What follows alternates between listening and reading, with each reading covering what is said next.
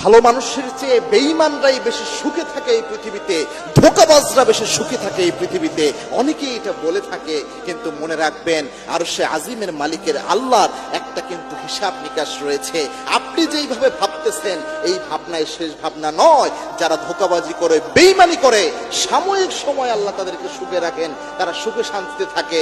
মানুষ ওই সময় মনে করে এরা অনেক ভালো থাকে, কিন্তু এই পৃথিবীতে আপনি দেখেন বেঈমানি করেছে, ধোঁকাবাজি করেছে, মৃত্যুর আগ মুহূর্তে হলেও কোনো না কোনো অশান্তি দিয়ে আল্লাহ তাদেরকে জমিন থেকে বিদায় করেছে। এই জন্য পৃথিবীতে নেচারে এটা, আপনি যে কোনো কাজ করছেন একটা ফিডব্যাক আপনি পাবেন, অবশ্যই ভালো কাজেরও পাবেন, খারাপ কাজেরও পাবেন, সব জিনিসের একটা ফিডব্যাক রয়েছে। আল্লাহর হাবিব সাল্লাল্লাহু আলাইহি ওয়াসাল্লাম দুই ক্যাটাগরিতে এই জন্য অপরাধগুলোকে আল্লাহর হাবিব ইসলাম ক্লাসিফিকেশন করেছেন। এক নাম্বার হচ্ছে ব্যক্তির সাথে জড়িত অপরাধ, এটা হচ্ছে খুব মারাত্মক, যেটা হাক্কুল ইবাদ বলা হয়।